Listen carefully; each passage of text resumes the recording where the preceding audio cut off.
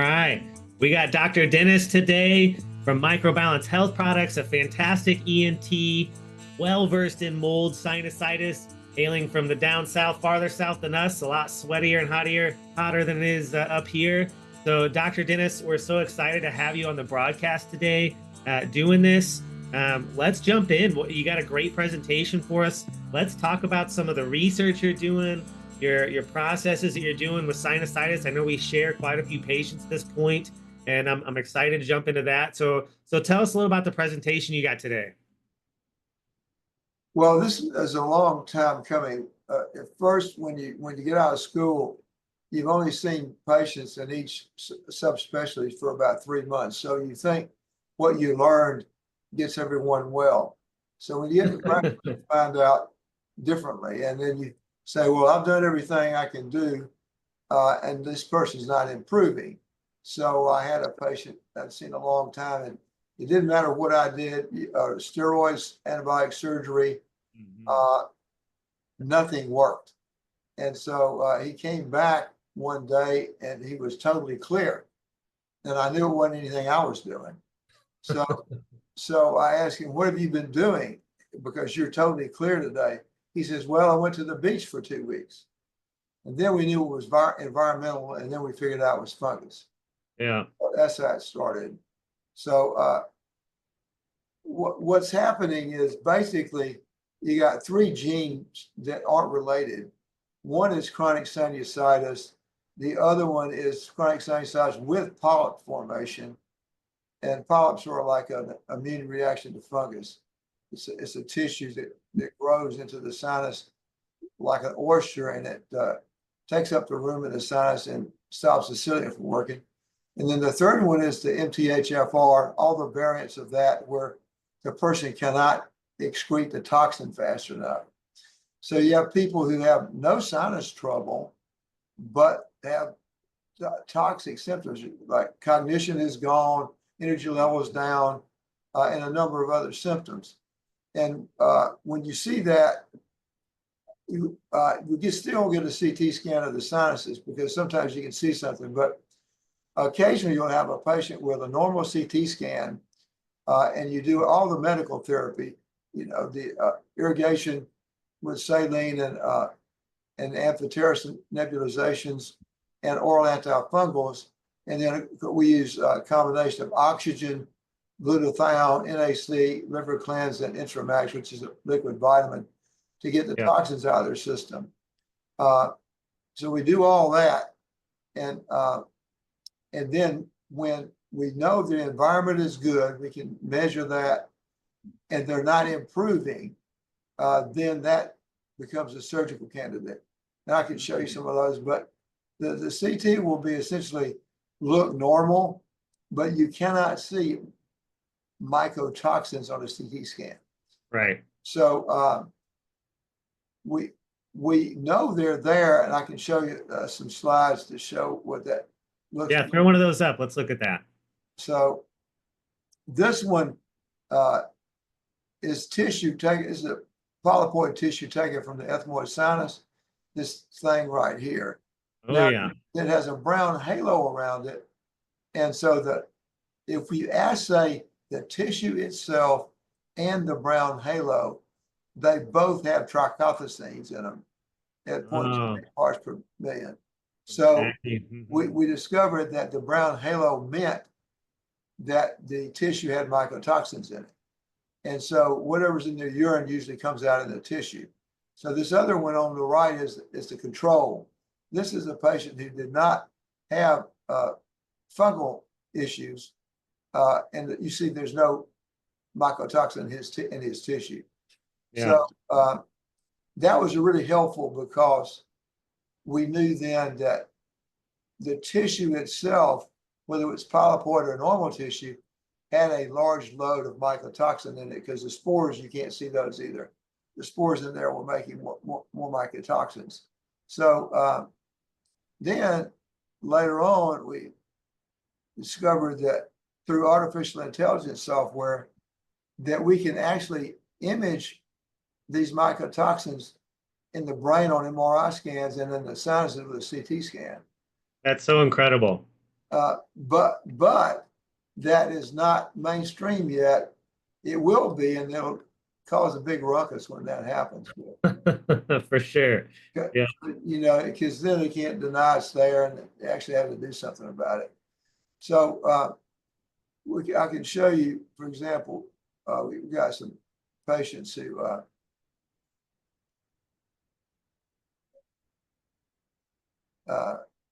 well, we can go. I'll just talk about this. This is the artificial intelligence software. Basically, what we did is took this software package that is used to, it's actually used to the Department of Defense. It takes the satellite data and it can see from the satellite data all the enemy submarines under the water where they are. Yeah. And so when the guy, a friend of mine told me that this company did that, I said, well, I'm going to get all the mycotoxins from the lab. I got 5 mycotoxins in glass vials. So they look like water in a glass vial. Right. And then we have a bunch of patients that we biopsied. And at the time of surgery, we biopsied and we know the exact location and which mycotoxin was there. Right. By what I just showed you, like a mold plate. Yeah. So then we'll see if we got a match, and we do. And so this is an example. We take out whatever's in the patient's urine, we use that mycotoxin. So we took the urine, this is a glass vial with gliotoxin in it. And the gliotoxin shows up as a black substance in that vial. You see that? Right. Yep. And then this is a CT scan. And over here is the tissue that we took out here. And this tissue has gliotoxin in it. So that black spot. So this middle picture, y'all, while you're watching, this is a scan. You can see these black areas and even into the called turbinates and into some of the other sinus cavities. And so what he's circling here, this is where is this some fungal overgrowth with gliotoxin? Is that what we're looking at, Dr. Dennis? Yeah. And so these, can you see my pointer? Yep. So this is the eye, the right and left eye, and this is the ethmoid sinuses. This is the maxillary sinuses in your cheek. This is the airway. Right. So we can see that this person has gliotoxin in their sinus cavity. So we remove that tissue, put it in a mold plate, and then we assayed it to show that it was correct. This is a patient who had severe migraine headaches daily, and he had a colloid cyst in the left ventricle of his brain. Of course, you can't operate on that, and so he had gliotoxin in his urine. So we took gliotoxin. This is a MRI scan of gliotoxin in a test tube. Then when you run this algorithm, you see it's a blue substance with red spots in this test tube. And then look down here. This thing has got gliotoxin inside this cyst. So the brain walled off the gliotoxin so it wouldn't hurt the rest of the brain into a cyst. It was doing something intelligent. Yes. Isn't that amazing? So you can't operate on that, but at least it came from his environment. So it's an environmental illness. And you can do some things to get it out of the brain. I'll show you what that is in a minute. And see these little white spots? This is the MRI scan of the brain. Most of these patients have these little white spots at the junction of the gray and white matter because it's the smallest vessel there. So they are the earliest to get occluded. So this is infarcts, and this is a young, actually a young nurse, and she's got these spots. But look what's really, she has gliotoxin in her urine. So when you run this algorithm on this MRI scan data, look how much stuff is really in there. That's a ton, and it's all over. Yeah, so so people don't know that. So if they could see this, maybe they get more active environmentally. And then this is the best one of all time right here. So this one, it just happens that we had it run a gliotoxin. All of them don't have that, but this is a vial of gliotoxin down here. It's black. And this person had a pituitary tumor that was making large amounts of cortisol. So she gained about 150 pounds in 3 months. And she was actually going to die if she didn't get this tumor out. So when she told me, look, my diet's good, I'm a yoga instructor, and I'm gaining all this weight, I said, well, you've got a tumor then in your pituitary. So I sent her to the endocrinologist, and the neurosurgeon took this tumor out through the nose. And then we got a piece of the tumor. And in that tumor, there were 11 mycotoxins. 11 different mycotoxins. Yes. Wow. And they are known to be tumorigenic. So this is, at least for some people, this is an environmental cause to the tumors in the pituitary gland. Now, this hasn't been published, so when you do that, it's going to cause a lot of ruckus and arm waving and so forth. So see how much toxins in her brain, huge amounts of toxin in the brain. Oh, yes. And so this is her, we did a study, to verify a mass spec, to verify what was in there. So we did this twice. So this is the first time and the second time, all of them are the same. So these are the ones that were detected. We did it twice to make sure it was correct. So there's no question about it. There's mycotoxins in the brain and in the pituitary gland. Yeah.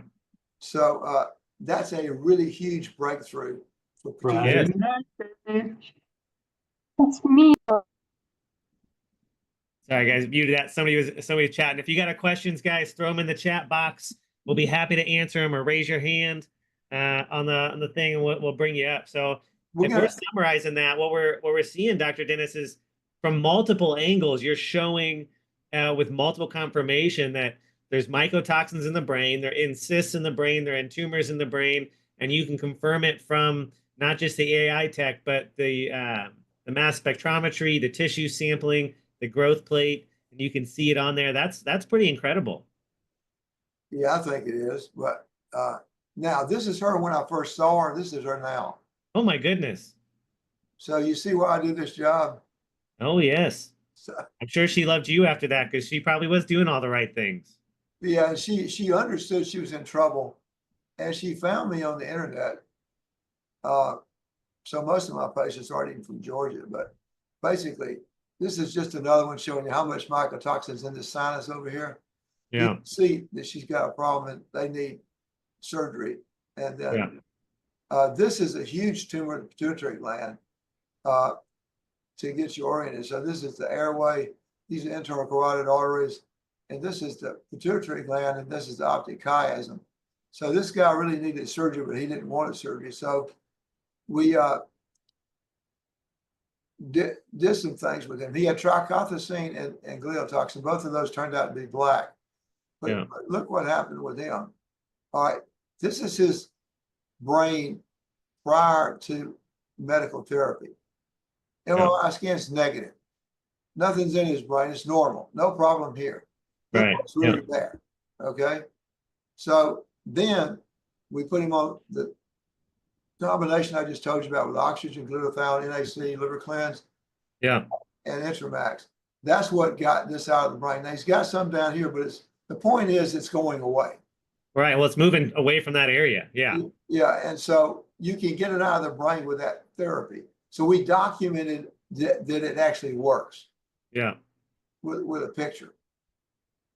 So to reiterate, guys, in case you weren't in here when Dr. Dennis was talking about it earlier, he was saying the therapy they do, he does a good detox therapy, right? He does some liver support, glutathione, NAC. He does some sinus washout and irrigation on that front. And then oxygen therapy is a big one, doing intranasal oxygen. Are you using an oxygen concentrator, Dr. Dennis, primarily, right? Not pure oxygen, but an oxygen concentrator. Yeah, you got to use a concentrator, and you have to have one that's a 10-liter machine. Otherwise, it won't deliver enough. So a 4-liter won't work, and don't get a used one. And then we use a face mask. We don't use the cannulas. Because we want to, you'll get a higher percentage that way. Right. We want to get as close to 100 as you can get. And that's really close. It's like 98, 99, something like that. That makes sense. Yeah. Yeah. And then tell them a little bit too, because about your your sinus irrigation and the work you do when you do some of the sinus surgery. Talk about that for a minute. Okay, so we talk about if you just wash the sinuses out, it really, it's helpful, but it doesn't work that well. I'm going to show you some stuff here. It's nice when you have something to talk with, you know. Yes. Makes it a little easier to talk through it.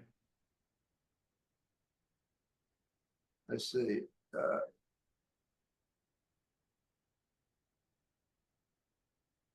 Okay, here we go. This one. All right, this is what it looks like. Okay. This is called a cyclone, and a cyclone is a device put inside the sinus. The passages are these openings this way, and then it's high pressure and it's antifungal. So we use amphotericin or voriconazole, and they're not showing you the power because they're not pushing hard on this. But when you push really hard, it's like a Christmas tree effect. You're getting 360, and you're getting all the mucosa, and see that suction is at the tip. So none of that goes anywhere. Yeah. If you can't see that, this is how you look. See this? This is really important. So without that, it doesn't work. Just opening the sinuses and rinsing it with a regular irrigator doesn't work. Right. This works. And it so happens that I was doing a case and the rep came in and said, try this. I didn't even know what it was. and so I said, okay. So I tried it, and then what happened is kind of incredible. I'll show you that. What happened is this. See what this guy says? I would guess that I've been brought out of anesthesia for about 20 minutes now. The first thing I noticed as I came to is my hearing has improved drastically. I can hear the conversations in the room next to me. I'm still trying to determine if the sinus is completely gone or just mostly gone. The ringing is obsolete in my ears. That's right. I haven't been able to Yes, sir. Yes, sir. hear them for at least 10 years. Okay, so he hasn't been able to hear for 10 years. If you bet me that I could do something about that, I would say you were crazy. Right. So he wakes up and he can hear again. So that's incredible. So that's all I needed to see. Oh yeah, you were hooked. So guys, somebody is asking Dr. Dennis, and I'm going to explain this real quick too. And they're asking what's the difference between concentrated and pure. Pure oxygen is like a tank of oxygen. It's just O2 in there, 100%. Those are also dangerous, like just to have too many of those hanging around your house, right? Those are explosive.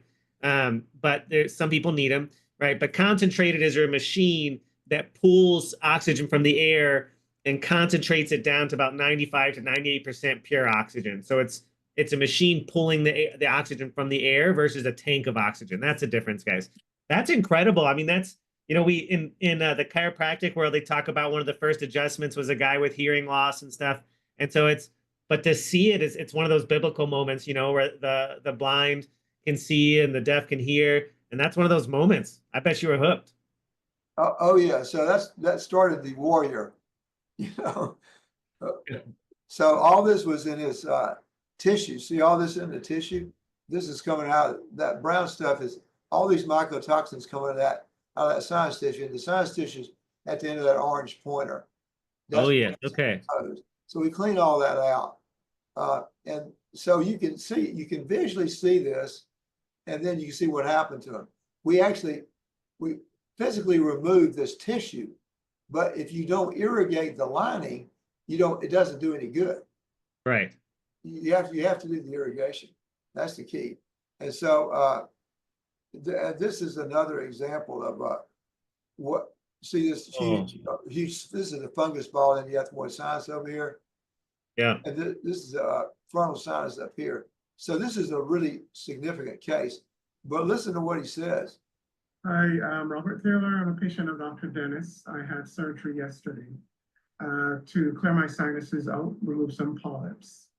What I want to probably say first is how I felt before, which is very difficult because I could not explain how I felt before. All I can say to describe my feelings, I was in this constant state of fight and flight.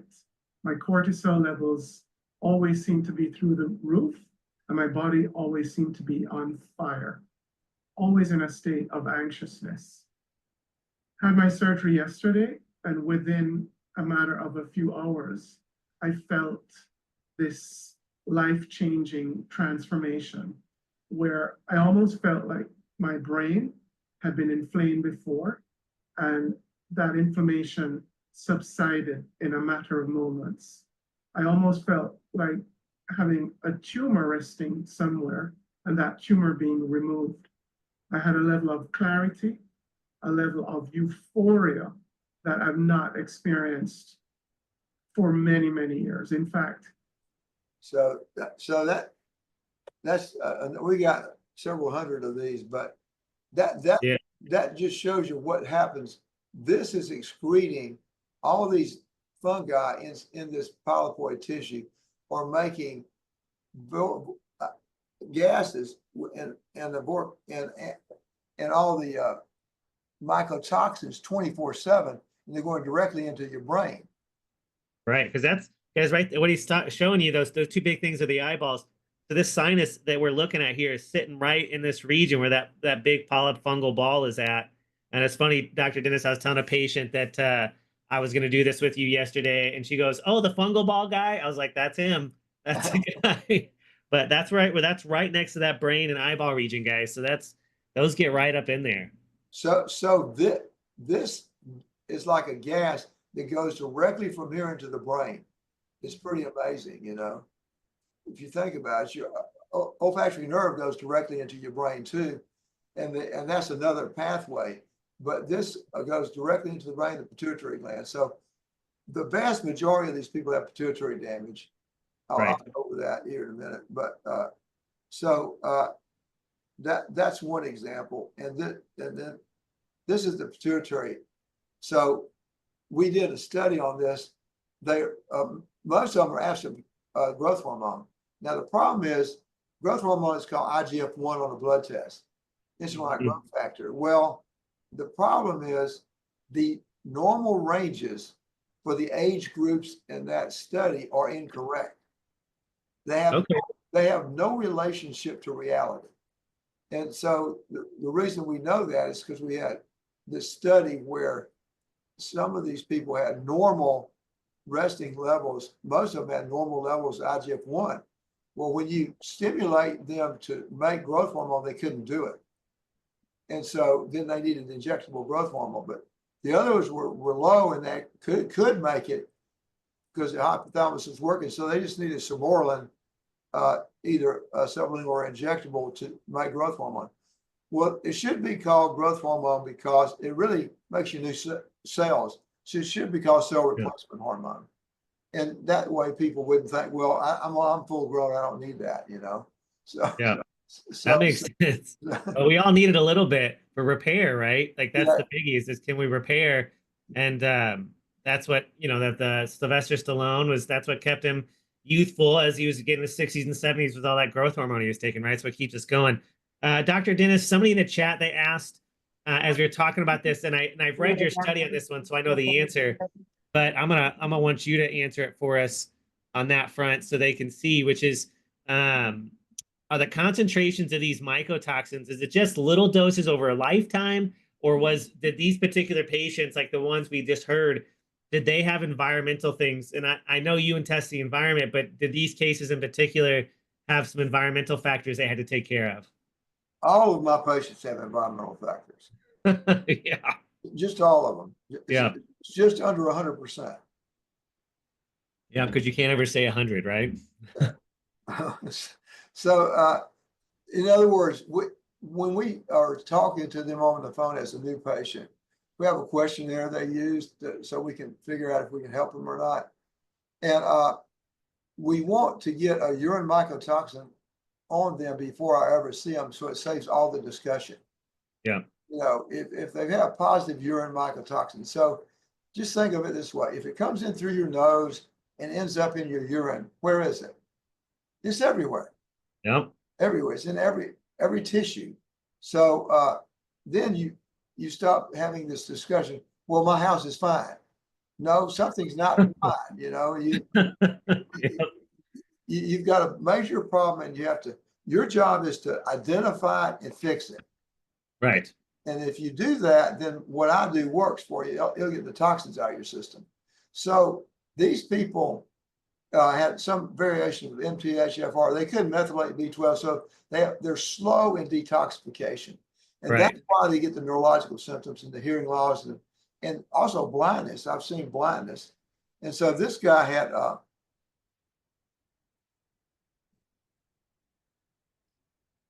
Parkinson's. Whiskey Baker at 6, Oh, wow. Yeah. 18, left tremor of the arm And foot. and some leg tremor as well.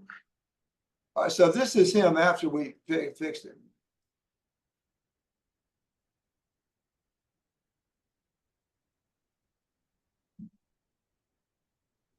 See the slight This difference? is after treatment. Wow. A slight difference. Yeah.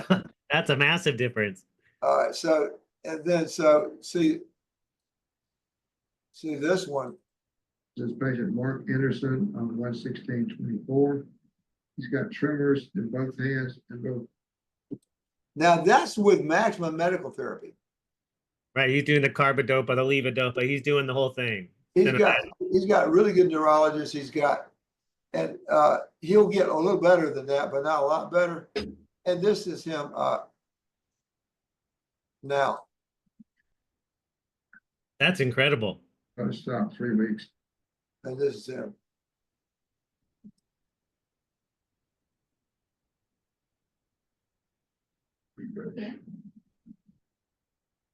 Oh, yeah. Okay, so That's amazing. And so, you know, we'll see that in the environment. We use a team out here it's really neat actually, because they use, like you guys use the AI tech on the MRI to identify, they use some AI tech in their systems to identify mold spores in the air in the samples, because it's so frequent that we, you know, at this point, we just basically, we're like you, if a patient's got a major issue, we assume there's something wrong with the environment, and we don't assume different until we've tested it. that's right. That's right. And then, so all the discussion is over when you have the urine sample. You know, Yes. You have it. Where is it? And typically it's in the home, car, washing machine, and or office. It's some combination of that, or all of them. So we have a checklist for them, and so they just have to work the list. And just so I can get this out, washing machines, front loaders are all the problem.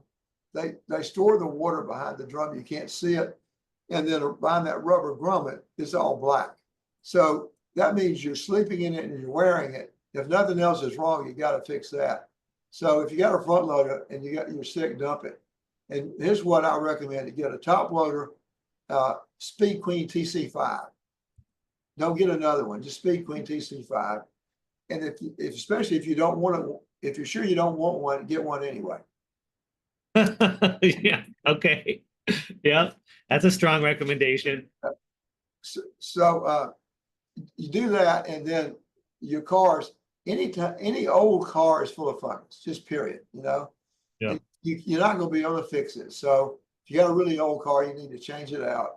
And the reason is you're driving the car and all that outdoor air is being sucked into your air conditioning system in the coil box, which is wet.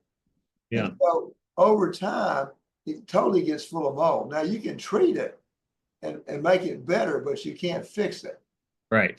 And so if you're really sick, you really need to change it out. And then if you do test your car with a mold plate, you'll see it's full of fungus. That's the other one. So, and then typically people that are really sick like this, they will, you know, have their house remediated.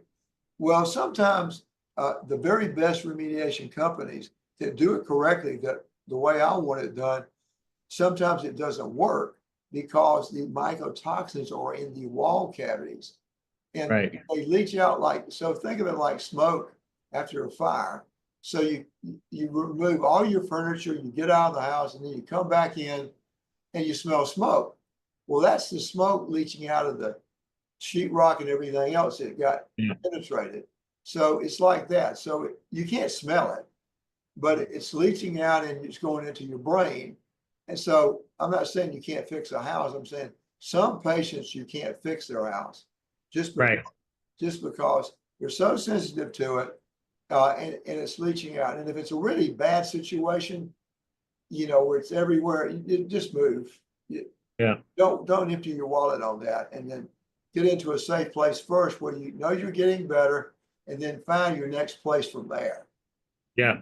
That's why we joking the other day, but it was a serious joke. But I told the patient her house was bad enough that for now it would be better for you to sleep in a brand new tent in the backyard rather than stay in the house. Yeah, and some people actually do that. Oh Now, yeah, good news is they have the, you know, Elon Musk has these tiny houses now. he does. Yeah, And they're coming out. and they're modular, and they're, Yeah. you know, they're run by the sun, solar. So, so the first phase of that's 14,000, which is pretty cheap to have a place to stay in your backyard. Yes. Yeah. You Throw it out there and just get it done. know? You know, And- let it off gas a little and just get it done. Yep. Yeah, but I mean, that's because people run all these places, but that's one solution. Now, I don't know about the VOCs on those things. So Sure. now, most of these patients have sensitive to volatile organic compounds. If it's got a chemical smell, they can't be in there. So No, that VOC's after. Yeah. you'd have to decide that, you know, by interviewing one of these things. So The doc, somebody asked on here, they said, so mycotoxins can actually permeate drywall. Let's go ahead and answer that one. Yeah. yeah, it can not only do that, it permeates wood. Now, I wasn't a believer in this in the beginning, but I can tell you for sure it happens. So I didn't just believe everything. So I had a patient that he took everything out of his house and had it properly remediated by the teams that I like to use. All right, so he comes back in, he says, look, and he's still sick. You know, he got rid of his clothes, he washed the rest of them, he did everything. I said, okay, what have you got now in the new place from the old house? He says, I've got my desk, but we took it outside, we took all the drawers out, we saturated with EC3 inside and out twice, and then we let it dry in the sun. And so I think it's okay, gonna be all right. I said, okay, just humor me for a moment and get rid of the desk in your environment. Just remove it from your environment. Then he got well, then I knew it came out of the wood. So it's not on top of the wood, it's into the wood. And then it leaches out later, which is pretty amazing.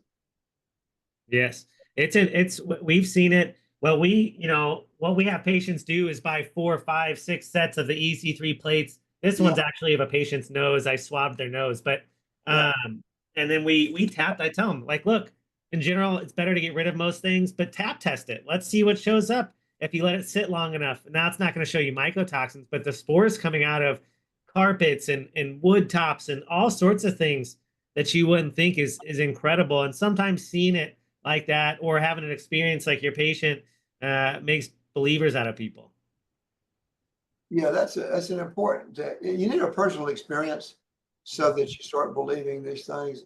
So I'm trying to save you time. I've had the experience. I've been doing this for 40 years, you know.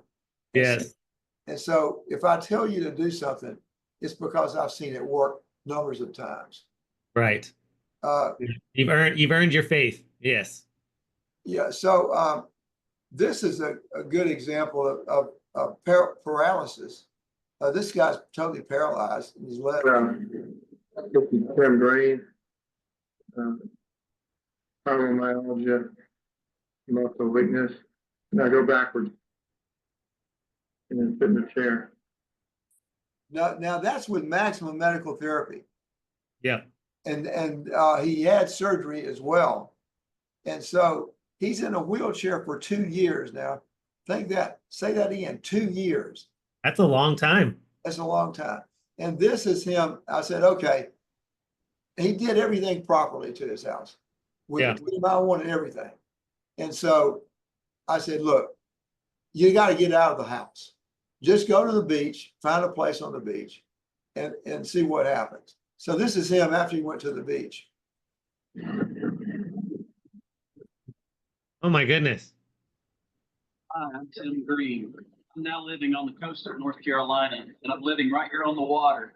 There's no grass, no trees, just the breeze off the ocean, and I'm doing so much better. My health is tremendously better now because I'm living where there's a 0 mold count. That's made all the difference in the world in my health. I had severe headaches. I was in a wheelchair for over 2 years, living in the mountains of North Carolina where it rained all the time and there was mold and trees everywhere. And now living here where there's a 0 mold count, I'm healthy, I'm walking again, and praise God, life is good. Thank you, Dr. Dennis. Love those. So, I mean, so that's why I do this work. But now this is a person who is blind in the right eye. The right eye is paralyzed. She's got right leg paralysis, and she's got a paralyzed bladder. She has to have a catheter in her bladder from a bad trailer where the cat died of this. Cat had leg paralysis and everything too. So, Oh my God. so this is what she looks like. This is Jennifer Parrish, who had a severe mold exposure in a trailer and has trouble walking. She has paralyzed left leg That's a bladder and catheter. inability to evacuate her bladder or bowels.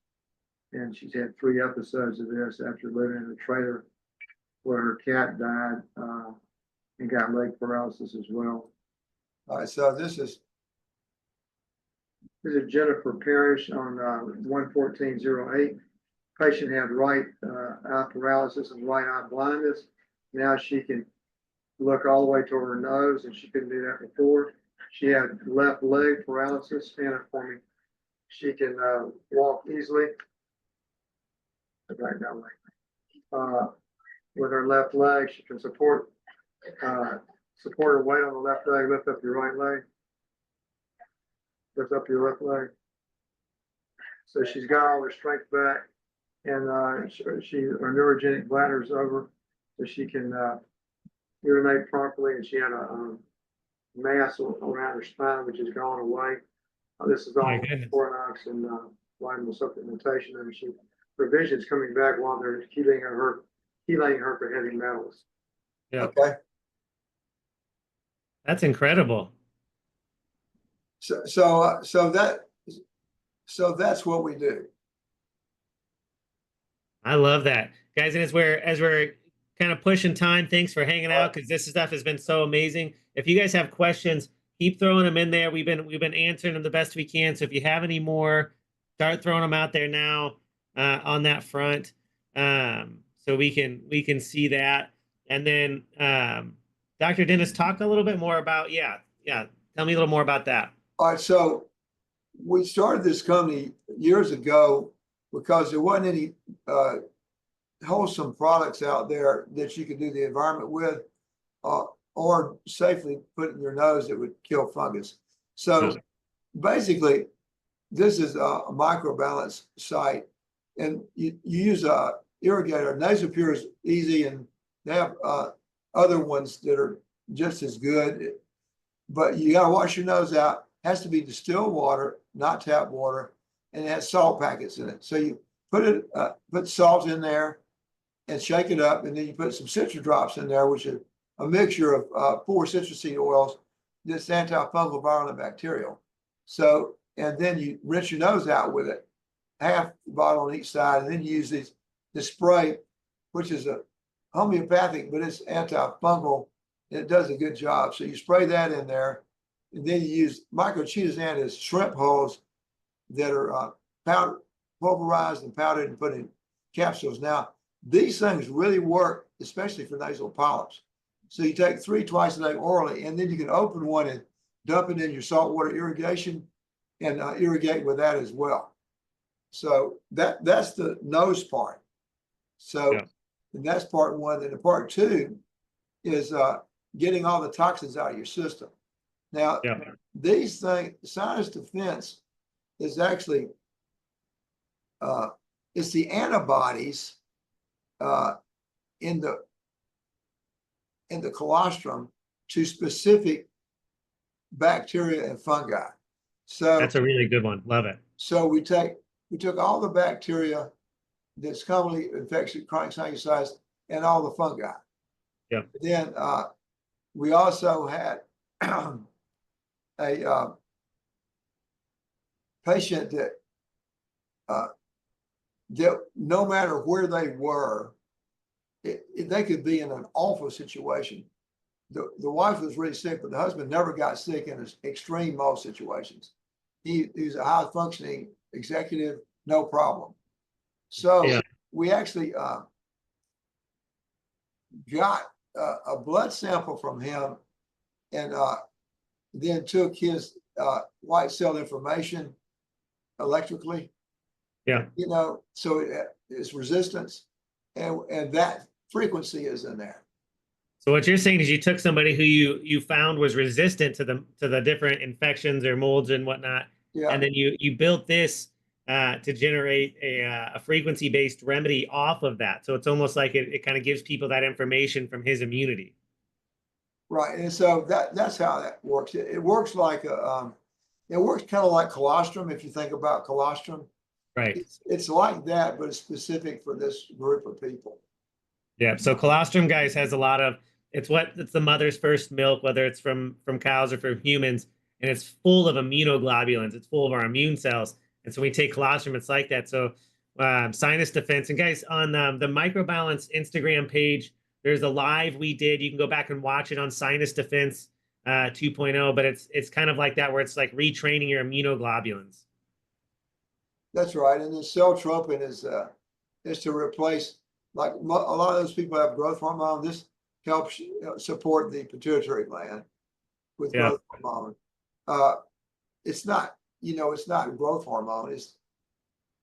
It's more like a homeopathic remedy. Yeah, supportive. We see really good results with cell-tropin for like POTS, right? With low blood pressure, hypotension, orthostatic tachycardia. We use cell-tropin a lot in there. I'll use it with hormones, like you said, growth hormone, general hormone repair, especially once they're out of the exposure. Love it. Yeah, and then this is a detox ball. This is what we just talked about. Yeah. Glutathione, NAC, and mycotoxins, liver cleanse. So those are the three basic ones that are really important. If you've got toxic symptoms, you can't excrete it. Right. So, then the microchitosan, we talked about that. That's a pill that actually kills fungus in the shrimp holes. And then the bioactive binder, that's, it binds the mycotoxins in the gut, and that's helpful too. And then the microflora balance is important. Now, microflora is really important to get your flora right.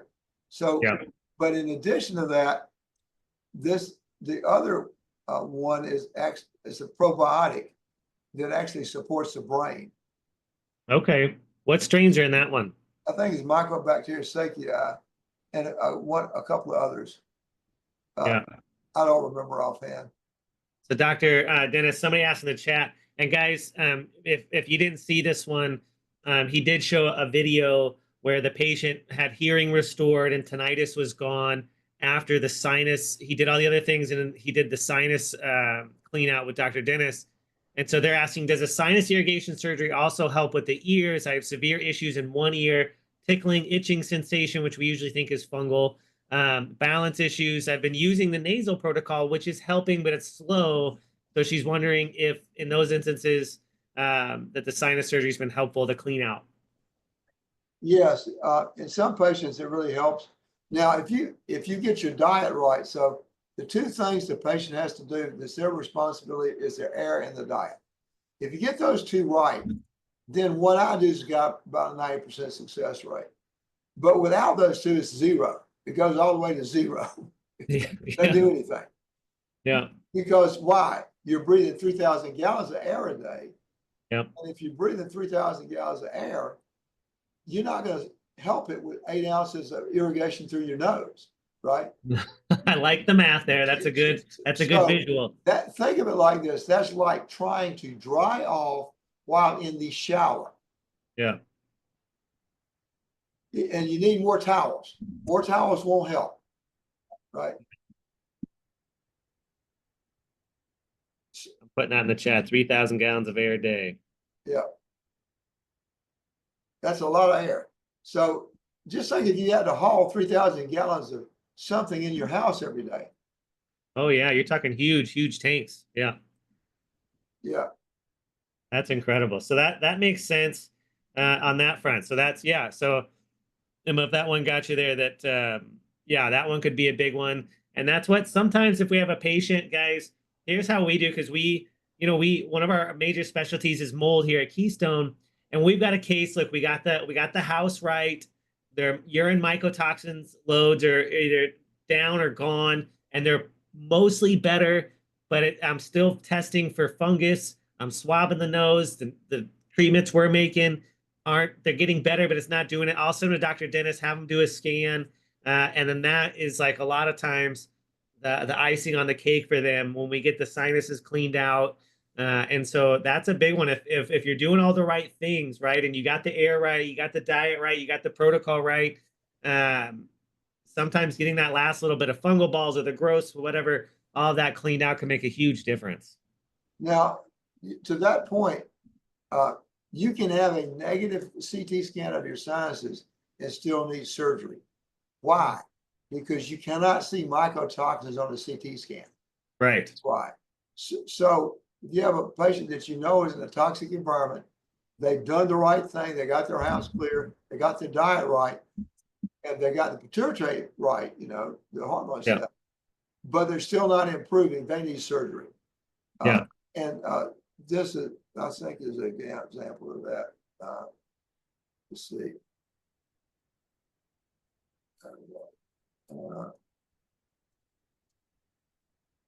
See if we got that. I shared some patients with Dr. Dennis, and they brought me back some of not just the CT scan, but they brought me back a scope he did with pictures, and you can see the active candida growth and active fungal growth on the right on the sinus tissue. And so regardless of the CT scan, so that's a biggie there. That's a big one. What's the frequency and duration of treatment with oxygen that you've seen successful patients? What are you using, Doc? How I think if I remember right, it's 2 hours a day. Is that right on the oxygen? Yeah, you want to do 2 hours a day, and you don't want to do more, because if you start doing more, you can damage your lungs. So you do a mask, and if you get in the bed, make your phone alarm in 2 hours so you don't fall asleep with it on. And you can exercise with it, which is even better if you can do that. You can do a treadmill or bicycle. That's even better, but you don't have to do that. What it does is open the capillaries so you get all the medication you're taking to the right spot. If you don't do the oxygen, you're not going to get a good result long term. Yeah. You got to have oxygen. I'm talking about for the brain now. Right. Yeah. You got to have oxygen for the brain.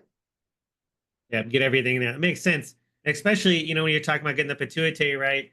That VIP hormone that sucks in, helps to get oxygen in the tissues. So people a lot of moldies are at cellular level are oxygen deficient. They're hypoxic, right? So guys, the oxygen therapy hits multiple angles on that front.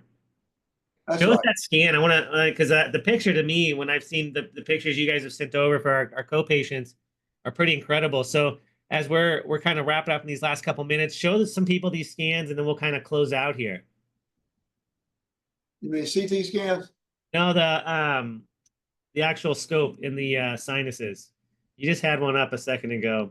Oh yeah, here you go. Yeah, yeah. Okay, look at this. All right. Okay, this is fiberglass in the air conditioning duct system. These are eosinophils. All this red stuff is thousands of eosinophils that are coming in here trying to destroy the mold that's inside the sinus. Yeah. And in doing that, they release major basic protein to kill the organism. But this is not an organism. This is fiberglass with mold riding on top of it. So the major basic protein will dissolve the mucosa in the sinus. So this big scab is a scab on top of bone in the posterior wall of the maxillary sinus, where the whole lining has been dissolved because of fiberglass exposure. What do you think it does to the lungs? Yeah. So you've got to make sure you have no fiberglass inside your lining. It's very common, especially in Florida. Yes, to have, unfortunately, that's fiberglass true. inside the duct system, but it's like cotton candy for fungus. They love it. So it's all black in a couple of years. Yeah. So, and this takes 2 or 3 months to heal, once they get out of it. And so this is a good, see all this stuff in the air? Oh yeah. All these houses got blown insulation in the attic. You don't see this unless you cut the lights off and shine a flashlight, but all this is going inside the house Yeah. and they're breathing this crap. That's Oh another yeah. problem. Especially when, well, Florida's big on it, but they put the HVACs in the attic. Yeah. And so this is an HVAC, typical HVAC. All this filtered here is, you got a dehumidifier. Is that mold on top of it? Yeah, it's all mold growing on it. That's typical, you know? Yeah. And so, and then this is, a lesser extent, but every one of those little red spots is fiberglass hitting them there, causing this problem. I didn't know what it was at first, and then we finally figured it out. But, and you know, it's probably more common than not to have your ducts lined with fiberglass. It is. It's a big problem. Yeah, that's what we counsel patients. Is that when they get them replaced, you can't have any fiberglass inside. It's got to be outside. It's got to insulate from the outside, not the inside. They did it to save time and money and labor, but you know, they can still fabricate it with on the outside. And Yeah. you have to put them together. So it's all this stuff is important. Now this is a good one. So look, this patient had a heart transplant at age 3 months. She's 25, and this is the best her legs got. After all the dermatologists and all the doctors worked on her, this is the best her legs got. Yeah. And the reason was she was in a moldy house. All of this should be black in here. This should be air in here. This is a big fungus ball in her maxillary sinus. So we cleaned all that out. And about a week later, look at her legs. Oh my gosh. So if you show this to a dermatologist, they will actually get really angry and they start arm waving and shouting Yeah. that you're lying, because in their world, this is indeed impossible. Yeah. Because why? They're never treating the reason why the patient has the dermatitis. They're not removing the antigen that's causing the reaction. No. So when you do that, get it out of the environment and then remove it from the nose, you get this kind of result. It's really dramatic. That's incredible. Especially the neat thing about a lot of these is it's such a quick turnaround. And you and I have talked about that before, but when you get that right, when you find it and you hit it, it's so powerful of how quick a turnaround you can have. Dr. Dennis, where can people find you? What's the best website to get a hold of you? Well, one is sinus5.com, which is microbalance, and the office is Atlanta Center for ENT, or if you just Google my name, Donald Dennis, you'll find it. I'm gonna throw in the chat here, guys. Just So you can. I've Googled it before. If you Google or search in it, Dr. Donald Dennis, ENT, he comes up real easily. And then I'm going to throw these in there. Sinusitiswellness.com. That's Tons right. of great articles on there. Somebody's asking, Dr. Dennis, do you do virtual consultations? No, the reason I don't is when all else fails, examine the patient, right? Yeah. So if you have to examine the patient, you can see the CT scan, but it's really important to get an endoscopic exam, because that makes a big difference of your data. You know, Yes. you see what's really happening. And a lot of these people have reflux and their base of tongue's full of yeast. That changes the treatment a bit, see? So Right. That makes sense. Yeah. So And somebody asked, Dr. Dennis, how long is the downtime after you do one of your procedures? you really can't do any athletics for 2 weeks. Now, it doesn't mean you're in the bed. The day after surgery, you could walk 10 miles, but you Yeah. can't power walk. You'd have to walk like you're going to the bathroom walking, you know. The leisurely walk. Yes. But the key is for those 2 weeks, you cannot bend over, stoop down, or lift. Yeah. Or increase your intrathoracic pressure or intra-abdominal pressure, because it'll make you bleed. Because if you follow instructions, you're not going to have a problem. The only people that ever have a bleeding problem is the ones that do not follow it, instructions. Right. So the nose is very vascular, and it can be a really serious bleeding issue if you don't follow the instructions. Yeah, that makes a lot of sense. All right, guys, this is Dr. Donald Dennis with Microbalance and his ENT Center. We'll have this up on the socials, guys. We'll have the videos up there if you need to rewatch. Thank you for attending, y'all. Thank you for asking. Dr. Dennis, more importantly, thank you so much for sharing your wisdom, your expertise, your hard-earned understanding of mold and the sinuses, and so much more. Thank you. You're welcome. Nice to be with you. All right, everybody. You guys take care. I'm going to start closing us down here. Take care, everybody.